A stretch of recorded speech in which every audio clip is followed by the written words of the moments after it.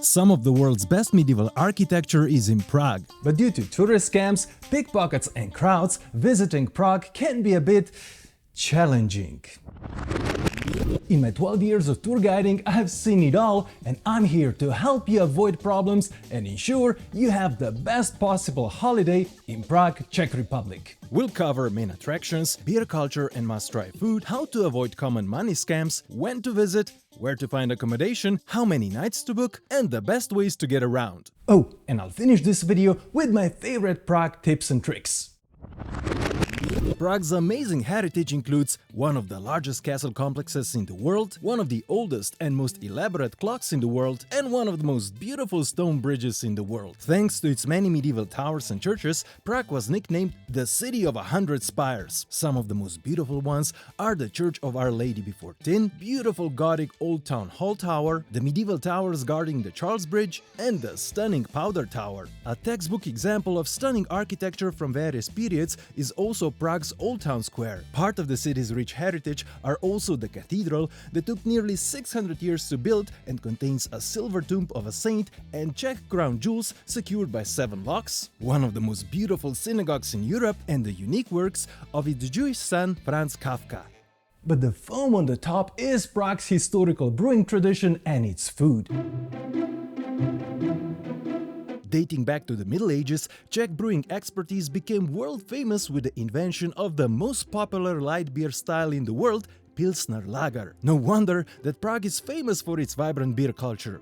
There is plenty of traditional pubs, beer gardens and charming historical breweries, with the oldest one dating back to 1499. These places serve delicious traditional food, carefully curated to pair well with beer. You should try the hearty and flavorful roast pork with sauerkraut and bread or potato dumplings. While similar dishes are popular in countries like Austria and Germany, this combination is considered the Czech national dish. But the king of Czech foods is marinated sirloin with cream sauce.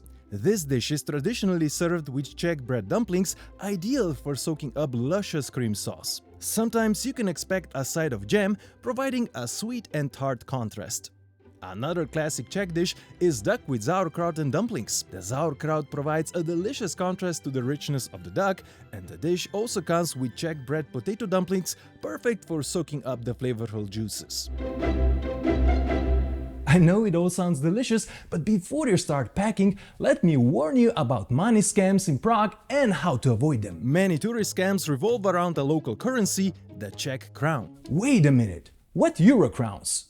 To clarify, despite being a member of the EU, the Czech Republic is not in the Eurozone and does not use euro. This means that Czech crowns are the only legitimate currency that can be used to pay the bill. So here are 3 most common money scams in Prague, starting with paying in euros or dollars. Some tourist places advertise and accept payments in foreign currencies, but you should avoid this practice at all costs. Foreign currencies are not an official way to settle bills, and conversion rates are typically unfavorable. Get some local cash or use your credit card, as cards are widely accepted. Also, when using a credit card, select the option to pay in Czech crowns from the terminal. Card payment can be used for everything, including taxes and tips, so there is almost no need for cash. However, if you decide to exchange some of your currency for Czech crowns, be very cautious and avoid changing money on the street at all costs. The most common scam involves receiving seemingly legitimate bills only to discover they are not Czech crowns but rather worthless currency from some other country. But also using exchange offices in Prague is not entirely foolproof, as they are notorious for unfair commercial practices. Fortunately, if you realize that the clerk in the exchange office has deceived you, or if you discover a better rate elsewhere, a new Czech law gives you 3 hours to return and resign from the contract. The best way to obtain local cash is through ATMs, but I would recommend you to avoid Euronet's yellow and blue ATMs. Sure, they are conveniently placed at every tourist hotspot, but Euronet's ATMs offer really high withdrawal amounts, their transaction fees are very high, and the exchange rate is really bad. To keep your money safe, simply use credit or debit card. Now you need to decide when is the best time to visit beautiful Prague. Although Prague is worth visiting all year, the tourist season runs from Easter through October. The most ideal times are spring and autumn, But be prepared for crowds, especially during the peak tourist months of May, June and September. Despite the summer heat, July and August have their advantages, offering dry and sunny weather, longer days and slightly fewer tourists than in peak months. On the other hand, the cold winter months with snow and chill might be the perfect option if you truly want to avoid crowds and save some money, as rates are the lowest. My favorite months for avoiding crowds in Prague are April and October, but bring a jacket and umbrella just in case. Now that you know when to go, let's explore the best areas to book a room. Prague's 4 historic districts are remarkably well preserved, as the city weathered the Second World War much better than other European cities. Originally, these were 4 independent towns that merged to form the royal capital city of Prague and are ideal for booking accommodation. Apart from their excellent locations, historical charm, and an abundance of restaurants, bars, nightlife and shops, everything is conveniently within the walking distance. These 4 districts are Hradčany, Lesser Town, Old Town and New Town. Hradčany is the district on the Royal Hill above the river, offering breathtaking panoramic views of Prague. Lesser Town is located between the castle hill and the river. This area features many hidden gems. It was rebuilt after a devastating fire in the Baroque style, boasting windy cobblestone streets, impressive Baroque palaces and flamboyant churches. On the opposite riverbank is the Old Town, once separated by the moat and the city wall. In the 13th century, it gained township privileges, giving birth to the town of Prague. Its major attractions include the beautifully preserved Old Town Square and the world-famous astronomical clock. Despite its name, New Town district was founded already in the 1300s just outside the Old Town. This vibrant district is renowned for the vast Wenceslav Square and serves as the center of entertainment and nightlife in Prague. But if you're looking for more budget-friendly accommodation options, check out Šmíkov neighborhood. It's not far from the historical attractions and offers a range of budget-friendly choices. And how many nights should you book? If you're short on time, book at least 3 nights, which will give you at least full days in Prague. However, aim for 4 nights if possible to properly experience all main attractions, pop into a few museums and immerse yourself in the beer culture. But in any case, to maximize your time in Prague, you should combine walking with public transport. Prague is a medium-sized city with 1.3 million people, but its historic center is very walkable. Much of the historic city center is close to traffic, so traveling by foot is often the only option for getting around. Metro is great for covering longer distances fast. Prague has only 3 metro lines, however, they are well connected and close to all landmarks. The impressive tram network can take you to places not covered by metro. If you're looking for an affordable and scenic ride, hop on tram 22, which passes by many top tourist attractions, including Prague Castle and the Lesser Town. Additionally, there is a historical hop-on, hop-off tourist tram called Vintage Tram 42, but it requires a dedicated ticket, and I'll provide a link in the description below. As part of the public transport system, there is a funicular to Petrin Hill, providing splendid views above the city center. You can use the funicular with a valid 24-hour or longer-lasting ticket, or purchase a dedicated ticket available at the funicular stop. If your destination is outside the coverage of metro and tram networks,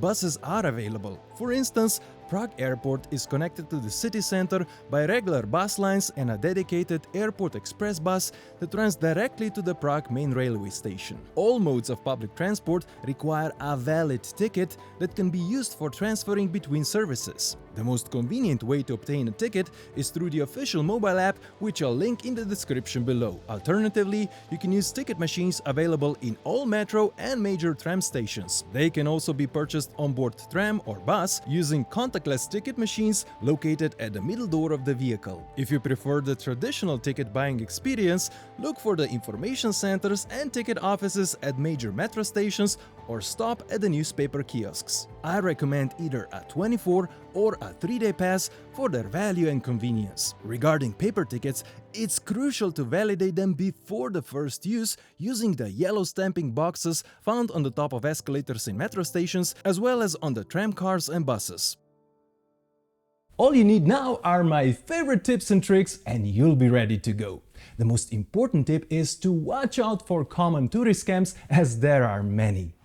Prague taxi drivers are notorious for overcharging and taking scenic detours. Never flag a taxi down on the street, but rather use an app or web page to order one. Still, be sure to ask for the approximate price before taking off. Also be aware of restaurants that may attempt to scam you by charging hefty sums for additional extras placed on the table. Even if you don't consume them, if they are on the table, you may be required to pay. Street food vendors might attempt to deceive you with food priced by weight, as it is usually advertised per 100 grams, not per portion. You may end up with larger portions costing much more than advertised.